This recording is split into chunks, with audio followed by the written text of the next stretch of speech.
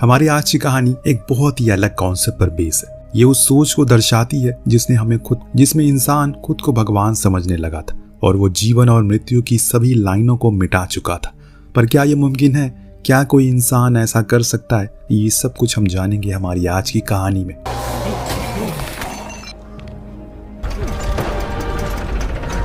कहानी की शुरुआत 1857 में रॉयल डैनिश नेवी के जहाज से होती है, जो कि नॉर्थ पोल जाने के रास्ते में एक जगह में फंस चुका है। उस जहाज का कैप्टन एंडरसन अपने लोगों को जल्दी काम करने के लिए कहता है, क्योंकि जितना वक्त वो और लगाएंगे उतनी ही बर्फ और तेजी से बढ़ती जाएगी।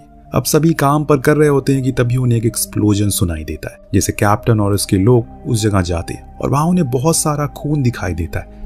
वो सभी थोड़ा घबरा जाते हैं। तभी अचानक उन्हें एक घायल आदमी दिखाई देता है, जिसके पैर से बहुत सारा खून निकल रहा था। कैप्टन को उस आदमी पर दया आ जाती है और वो उसे शिप पर ले आते हैं कि तभी अचानक भयानक आवाज निकलती हुई एक आदमी उनकी शिप की तरफ आने लगता है, जिसे देखकर वो सभी बहुत घबरा जाते हैं। वो उस पर फायरिंग करते हैं, पर उस पर गोलियों का कोई असर नहीं हो रहा, जिससे वो सभी और हैरान थे।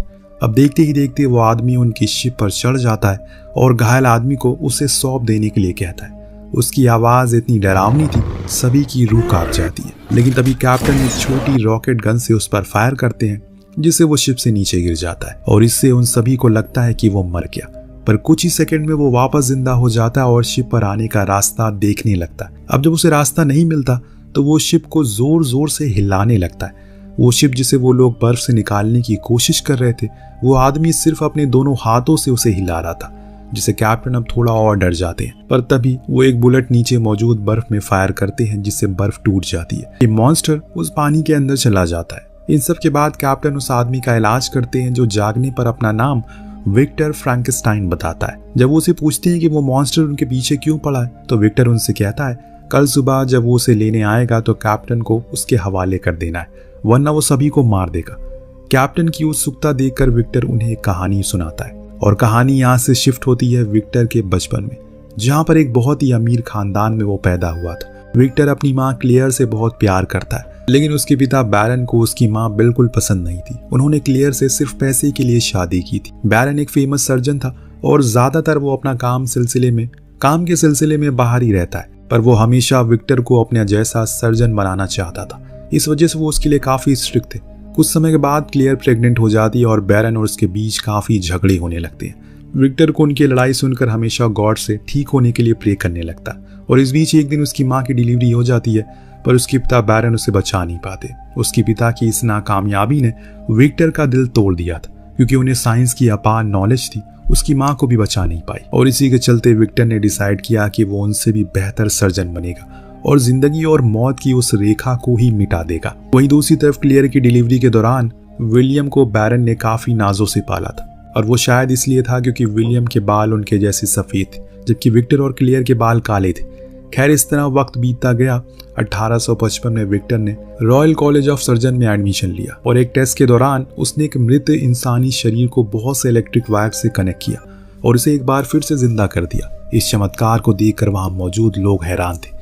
वो इस बात का यकीन ही नहीं कर पा रहे थे कि विक्टर जन्म और मृत्यु की रेखा को मिटाने के इतना करीब आ चुका है। लेकिन वो ये बात जानते हैं कि जिंदगी के नियमों को साइंस भी पार नहीं कर सकती, और इस वजह से वो विक्टर को तुरंत ही इस एक्सपेरिमेंट को बंद करने के लिए कहते हैं, जिससे वो काफी गुस्सा होता है, क्योंकि वो लोग उसकी इतनी बड़ी उपलब्धि को नजरअंदाज कर रहे थे। इस वजह से वो अपना सामान लेकर वहां से चला जाता है। रास्ते में उसे हेनरिच नाम का एक आदमी मिलता है, जो कि विक्टर के भाई विलियम की तरह से आया। हेनरिच असल में विक्टर का एक्सपेरिमेंट से काफी प्रभावित था। उसे विश्वास था कि अगर उसे सपोर्ट किया जाए तो वो अपने एक्सपेरिमेंट से सब कुछ हिला कर रख देगा। इस वजह से वो उसे अगले दिन बात करने के लिए अपने घर बुलाता है। उस दिन विलियम और उसकी फियांसे एलिजाबेथ, जो कि हेनरिच की नीस थी, वो भी विक्टर से मिलने के लिए आने वाली थी। अब जब वो हेनरिच के घर पहुंचता है तो हेनरिच विक्टर को लिम्फेटिक सिस्टम के बारे में बताता है, और ये भी कि वो खुद भी कई साल एक आर्मी सर्जन के तौर पर काम कर चुका है। इस वजह से वो चाहता है कि विक्टर नर्वस और लिम्फेटिक सिस्टम की मदद से एक प्रोस्थेटिक में जान डालकर दिखा सके। ये सब देखकर विक्टर के होश उड़ जाते हैं और वो सोच में पड़ जाता है आखिर हेनरिच ऐसा क्यों चाहता है। पर यहाँ वो कहता है कि वो विक्टर की उस एक्सपेरिमेंट में पूरा उसकी मदद करेगा और उसे जल्द से जल्द उस प्रोजेक्ट को पूरा करवाएगा, जिसके बदले में उसे अभी कुछ नहीं चाहिए। वो बस उसके एक्सपेरिमेंट को मिसाल के तौर पर रिकॉर्ड करना चाहता है यहाँ विक्टर सोच कर जवाब देने के लिए कहता है, जिसके बाद कुछ ही देर में वहाँ विलियम और एलिजाबेथ आ जाते हैं। अब एलिजाबेथ को देखते ही वो देखता रह जाता है। उसने आज से पहले इतनी खूबसूरत लड़की को कभी नहीं देखा था। हालांकि एलिजाबेथ विक्टर को बातों ही बातों में पागल कहती है, पर उसे कोई बुरा नहीं लगता। खैर, इन सब चीजों के बाद हेनरिच विलियम और विक्टर को ईडनबर्ग के एक कैसल में लेकर जाता है, जो कई सालों से बंद पड़ा था। उस कैसल को देखकर विक्टर काफी प्रभावित होता है और तभी हेनरिच बताता है वो कैसल अब उनकी लैब होने वाली है। उसे जो भी सामान चाहिए वो बता सकता है। ये सुनकर उसकी और खुशी का ठिकाना नहीं रहता। वो तुरंत ही अपनी जरूरतों का सामान बताना शुरू करता है, जिसे विलियम लिखता रहता है क्योंकि उसे ही पूरा सेटअप को बनाना था। इस एक्सपेरिमेंट के दौरान एक दिन विक्टर अपनी प्रोस्थेटिक बॉडी को बनाने कुछ प्रिजनर्स को देखता है जिन्हें फांसी होने वाली थी और वो उनमें से एक को चूज करता है। वापस जाने लगता है कि तभी उसे एलिजाबेथ दिखाई देती है, जो वहाँ किताबें खरीद रही थी। विक्टर उसके पास जाता है। उसके बाद वो लोग साथ में लंच करते हैं और डांस भी करते हैं। अब आज पहली बार विक्टर को जीने में सच में मजा आ रहा था। पता नहीं एलिजाबेथ में ऐसी क्या खास बात थी जो उसे उसकी तरफ आकर्षित करती है। शायद उन दोनों की कुछ चीजों में ऐसी दिलचस्पी थी या फिर कुछ और ही था। इसी तरह काम के सिलसिले में विक्टर शहर जाकर एलिजाबेथ से मिला करता है और वो जानकर विलियम को उस कैसल में अपने एक्सपेरिमेंट के कामों में उलझाए रखता है। इसी बीच एक दिन हेनरिच उससे मिलने आता है और उसे कहता है कि एलिजाबेथ की सुरक्षा की जिम्मेदारी उन दोनों की है, तो वो कोई भी ऐसा कदम ना उठाए जो उसके लिए मुश्किल हो। अब इसी के साथ वो उसे ये भी बताता है एक हफ्ते में जंग शुरू होने वाली है और इस वजह से अब वो ज्यादा दिन तक उस प्रोजेक्ट की फंडिंग नहीं करने वाला। ये सुनकर विक्टर कहता है पहले तो उसने कहा था कि उसके पास बहुत पैसा है, तो इसके जवाब में हेनरिच कहता है कि हाँ पैसा तो बहुत है लेकिन वक्त नहीं है। इन सब बातों से वो काफी परेशान हो जाता है। वो अपने अचीवमेंट के काफी करीब था, लेकिन उसे कई जगहों पर गलती भी हो रही थी। वो कहाँ उसे समझ नहीं आ रहा है। और तभी अचानक एक दिन एलिजाबेथ उससे मिलने के लिए आती है और यहाँ विक्टर उसे अपने दिल की बात कहता है। वो उसे बताता है कि वो उसे प्यार करता है, लेकिन वो उसे कोई जवाब नहीं देती क्योंकि शायद वो जानती है कि ये गलत है और इस वजह से वो उस तितली को विक्टर के पास छोड़कर चली जाती है जो उन दोनों ने साथ में पकड़ी थी। इस रिजेक्शन से विक्टर बहुत ज्यादा डिप्रेस हो जाता है। उसे यकीन ही नहीं हो रहा था कि एलिजाबेथ उसे छोड़कर चली गई है और अब वो अकेला बाथटब में बैठकर नहाने लगता है। तभी अचानक वो अपने शरीर को एक मिरर में देखता है। उसे एक चीज समझ आती है, जिसके बाद वो तुरंत ही बॉडी के पास जाता और वो उसे जिंदा करना चाहता था। और अब वो उसकी पीठ में वो वायरिंग की एक पोजीशन बदलता है और इसी के साथ वो मृत पड़ा इंसान जिंदा हो जाता है और बहुत ही जोर की आवाज निकालता है, जिसे विक्टर घबरा जाता है और उसकी इलेक्ट्रिक सप्लाई तुरंत बंद कर देता है। पर इस वक्त फाइनली उसका एक्सपेरिमेंट सफल हो चुका था। ये सब देखकर विक्टर एक नई बॉडी बनाना शुरू करता है जिससे वो जिंदा कर सके। इसके लिए वो बहुत सी अलग अलग लाशों से जो अच्छे टिश्यू होते हैं और ऑर्गन होते हैं उन्हें निकालता है, जिसमें हेनरिच उसकी पूरी मदद कर रहा था। इसी के साथ ही इतनी बड़ी बॉडी में जान डालने के लिए उन्हें चाहिए था एक बहुत ही पावरफुल इलेक्ट्रिक सोर्स, जिसके लिए उन्हें आसमानी बिजली को इस्तेमाल करने के बारे में सोचा। और इस तरह जब उसकी बॉडी पूरी तरह से तैयार हो गई, उसे बस इंतजार था एक बड़े तूफान का, और ये उसका इंतजार जल्दी खत्म हो जाता है। कुछ ही देर में आसमान काला हो जाता है, तेज हवाएं चलने लगती है। ये सब देखकर विक्टर तुरंत बिजली को उस बॉडी में डालने के लिए इक्विपमेंट लगाने लगता है और इसी के लिए वो हेनरिच को बुलाने के लिए जाता है। उस वक्त वो वहां पर नहीं था और उसी वक्त पे उसे पता चला हेनरिच को सिफिलिस है। अब ये ऐसी बीमारी थी जिसका उस समय कोई इलाज नहीं था, क्योंकि अब हेनरिच लार्ज स्टेज में था तो उसका पूरा शरीर लगभग तबाह होने के कगार पर था। जिसके बाद हेनरिच उससे कहता है वो चाहता है विक्टर उस आदमी की बॉडी में हेनरिच को डाल दे ताकि वो और लंबी जिंदगी को जी सके। अब ये सब सुनकर विक्टर के पैरों तले जमीन खिसक जाती है, क्योंकि ये मुमकिन ही नहीं था। उसने हेनरिच को समझाया कोशिश की, पर वो सुनने को तैयार ही नहीं था। इसी के साथ तूफान बढ़ता जा रहा और इस वजह से विक्टर अपनी सिल्वर रॉड लेकर कैसल की छत पर चलता है जहां बहुत तेज बारिश हो रही है। जब वो दोनों इस बात पर बहस कर रहे होते हैं तभी अचानक हेनरिच का पैर फिसल जाता है। वो कैसल की दीवार से नीचे लटकने लगता है। विक्टर उसे बचाने की बहुत कोशिश करता है, लेकिन बारिश की वजह से उसका हाथ फिसल जाता है और इसी के साथ उसकी मौत हो जाती है। ये सब देखकर विक्टर की होश उड़ जाते हैं।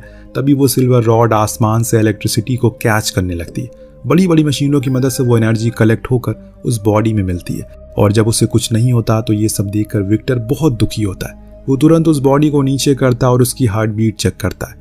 इतनी कोशिश के बाद भी वहां से कोई आवाज नहीं आ रही थी, जिससे वो थक कर अपने बिस्तर पर सो जाता है। अगली सुबह जब विक्टर की आंख खुलती है तो वो पूरी तरह से हैरान था। वो देखता है कि उसकी बनाई हुई बॉडी उसके सामने खड़ी है और उसे घूर रही है। उसकी बनावट काफी मजबूत थी और उसे देखकर विक्टर को समझ आता है उसका ब्रेन एक पैदा हुए बच्चे की तरह है। ये विक्टर के लिए एक बहुत ही खास डिस्कवरी थी। इससे वो करेगा क्या, ये बात तो उसने कभी सोचा ही नहीं था। उसे समझ नहीं आ रहा है कि आखिर वो क्या करेगा। इस वजह से उसे बेसमेंट में ले जाकर बांध देता है और उसे बात करना सिखाने की कोशिश करता है। बहुत कोशिश के बाद भी वो आदमी विक्टर के अलावा कुछ नहीं बोलता, जिससे धीरे धीरे विक्टर को उस पर गुस्सा आने लगती है और वो उसे डरा कर पीट कर सिखाने की कोशिश करता है, लेकिन इससे कोई फायदा नहीं होता। वहीं दूसरी तरफ एलिजाबेथ को अंकल हेनरिच जब उनकी काफी दिनों तक कांटेक्ट नहीं करते तो वो थोड़ा परेशान हो जाती है और विलियम से उनके बारे में पता लगाने के लिए कहती है। इसके बाद विलियम उसे लेकर ईडनबर्ग जाता है और विक्टर से मिलता है। अब उन लोगों को देखकर विक्टर को अच्छा नहीं लगता, क्योंकि वो नहीं चाहता था उसकी डिस्कवरी के बारे में किसी को भी पता चले। यार अब जब विलियम को कुछ दिखा रहा होता है तभी एलिजाबेथ उस बेसमेंट में जाती है जहां उसकी मुलाकात उस क्रिएचर से होती है। एलिजाबेथ को देखकर वो क्रिएचर बिल्कुल शॉक हो जाता है, क्योंकि आज तक उसने विक्टर के अलावा किसी को नहीं देखा था। यहाँ एलिजाबेथ उसके साथ बहुत नरमी से पेश आती है। इसके बाद वो घबरा कर ऊपर आती है और विक्टर से उसके बारे में पूछती है। इसके बाद वो सभी उसे देखने के लिए नीचे आते हैं। विलियम भी उसे देखकर बहुत ज्यादा खुश था। उसे समझ नहीं आ रहा है कि आखिर विक्टर ने उसे बनाया कैसे, क्योंकि आज तक ये चमत्कार कोई कर नहीं पाया। रात में एक बार फिर एलिजाबेथ उससे मिलने के लिए जाती है और इस बार वो उसे अपना नाम बोलना सिखाती है और शॉकिंगली वो क्रिएचर उसे सीख भी जाता है, क्योंकि एलिजाबेथ का बर्ताव काफी नरम था। लेकिन तभी विक्टर वहां आ जाता है और एलिजाबेथ को उससे दूर रहने के लिए कहता है, लेकिन वो कहती है कि वो क्रिएचर कोई मॉन्स्टर नहीं है, उसका दिल पूरा पवित्र है। इस वजह से विक्टर का उसे गलत बर्ताव ठीक नहीं है। हालांकि ये बात विक्टर को अच्छी नहीं लगती, वो उस क्रिएचर पर ही अपना गुस्सा उतारने लगता है। पर इस बार वो क्रिएचर उसे परेशान होकर उसकी लोहे की स्टिक को मोड़ देता है। ये देखकर विक्टर घबरा जाता और समझ जाता है बहुत ही जल्दी खेल उसके हाथ से निकलने वाला है। इस वजह से वो अगले दिन विलियम को कैसल के एक दूसरे एरिया में लेकर जाता है और उसे हेनरिच की लाश दिखाता है। कहता है कि उस क्रिएचर ने ही उसे मारा है। इस वजह से वो चाहता है कि वो और एलिजाबेथ जल्द से जल्द वहां से चली जाए। अब ये सब देखकर विलियम एलिजाबेथ को लेकर अगले ही दिन वहां से निकल पड़ता है। इन सब के बाद विक्टर उस पूरे कैसल में तेल फैला देता है और वहां आग लगाने की तैयारी करने लगता है। वहां बग्गी में बैठी एलिजाबेथ को कुछ ठीक नहीं लगता। वो विलियम को वापस चलने के लिए कहती है और इसी के साथ ही एक आखिरी बार विक्टर उस क्रिएचर से मिलने के लिए जाता है। वो उसे कहता है कि अगर उसने विक्टर के अलावा कुछ और कहा तो वो उसे नहीं मारेगा। तभी वो एलिजाबेथ बोलता है और ये सुनकर विक्टर और गुस्से में आ जाता है, क्योंकि एलिजाबेथ की बात सच हो गई थी। इस वजह से वो बिना कुछ सोचे पूरी जगह में आग लगा देता है। अब जब वो क्रिएचर जोर जोर से उसे बुलाता है तो उसे लगता है कि शायद उसे गलती हो गई, लेकिन तभी अचानक वहां एक बड़ा ब्लास्ट होता है जिससे दूर जाकर वो गिरता है और उसके पैर की हड्डी टूट जाती है। उस वक्त तक एलिजाबेथ वहां पहुंच चुकी थी और उस पूरे कैसल को गिरता हुआ देखती है। वहीं वो क्रिएचर आग की वजह से बहुत परेशान हो जाता है और एक गटर के रास्ते से वहां बाहर भागता है। वो एक नदी तक पहुंच जाता है। कुछ ही देर बाद जब उसे होश आता है तो वो एक जंगल में होता है, जहां वो आसपास पड़ी लाशों के कुछ कपड़े पहनता है और जानवरों से बात करने लगता है। तभी कुछ शिकारी वहां आते हैं और उसे मारने की कोशिश करते हैं। अब उन लोगों से बचता हुआ वो एक घर तक पहुंचता है, जहां की बेसमेंट में जाकर वो छिप जाता है। अब असल में वो घर उन्हीं शूटर का होता है। वहाँ एक बूढ़ा आदमी और एक छोटी बच्ची रहती थी। वो बूढ़ा आदमी उस लड़की को पढ़ाता और बात करना सिखा रहा था, जो उस क्रिएचर को भी धीरे धीरे सीखता रहता है। अब इन सब से उस परिवार के लिए बहुत ग्रेटफुल हो जाता है और उनके लिए कुछ करने की कोशिश करता है, पर उसे समझ नहीं आ रहा था कि वो क्या करे। इसी में वो नोटिस करता है कि उन लोगों को लकड़ियां वगैरह की जरूरत रहती है। वो उनके लिए वो काम करने लगता है और वो परिवार काम हुआ देखकर जंगल की स्पिरिट को धन्यवाद देते हैं और इस तरह वो भी उसके लिए कुछ सामान को छोड़ दिया करते हैं। इस तरह एक दिन परिवार के सभी लोग पहाड़ों पर जाने का डिसाइड करते हैं, पर वो बूढ़ा आदमी वहीं रुक जाता है। ये देखकर वो क्रिएचर उस आदमी के पास जाने की कोशिश करता है। अब असल में बूढ़ा आदमी पहले से जानता था कि वो क्रिएचर वहां रह रहा है और यही वजह थी कि वो वहां रुका था। वो उस क्रिएचर का स्वागत करता है क्योंकि वो कुछ देख नहीं सकता। इस वजह से वो उसे अपने साथ ही रहने के लिए कहता है। यह पहली बार था जब उस क्रिएचर से किसी ने इस तरह बर्ताव किया। इस वजह से वो भी उसके साथ रहने लग गया। वो बूढ़ा आदमी उस क्रिएचर को बोलना पढ़ना सिखाता, जिससे कि उसकी समझ बढ़ती है और अब वो ये जानना चाहता है कि वो कहाँ से आया। उसे अपनी यादों में बस एक ही नाम याद आता है और वो था विक्टर। अपने सवालों के जवाब तलाशने के लिए वो क्रिएचर एक दिन उसी कैसल में जा पहुंचा जहां विक्टर ने उसे जलाया था। वहां उसे विक्टर के एक्सपेरिमेंट के कुछ पेजेस मिलते हैं, जिन्हें वो समझ जाता है कि आखिर वो कौन है और इसी के साथ वो बहुत ही दुखी भी होता है, क्योंकि अब तक वो खुद को एक इंसान समझ रहा था, लेकिन असल में वो इंसानियत से काफी दूर था। उसे समझ आ जाता है कि उसे तो लावारिस लाशों से बनाया गया है, जिसकी वजह से उसका कोई अस्तित्व ही नहीं है और इन सब बातों से वो बहुत दुखी होता है। इसी के साथ जब वो घर वापस आता है तो देखता है कि उस बूढ़े आदमी के ऊपर भेड़ियों ने हमला कर दिया और वो अपनी आखिरी सांसें गिन रहा है। वो क्रिएचर उसे बचाने की कोशिश करता है, लेकिन वो आदमी मर जाता है। तभी वहाँ उस घर के लोग आ जाते हैं और उस क्रिएचर पर गोलियों से हमला करते हैं, जिससे वो वहीं गिर जाता है। लेकिन कुछ ही देर में वापस उसे होश आता है, क्योंकि वो मर ही नहीं सकता। उसके सारे जख्म भर चुके थे, लेकिन अब उसके पास जाने के लिए कोई जगह नहीं थी। इस वजह से वो एक बार फिर विक्टर को ढूंढने के लिए निकल पड़ता है। अब उस दिन विलियम और एलिजाबेथ की शादी होती है, जहां पर जब वो क्रिएचर विक्टर से मिलने के लिए जाता है तो उसे वहां से चले जाने के लिए कहता है। लेकिन वो क्रिएचर उस वक्त विक्टर से उसके जैसा ही एक और बनाने के लिए कहता है, ताकि वो भी हमेशा उसके साथ रह सके।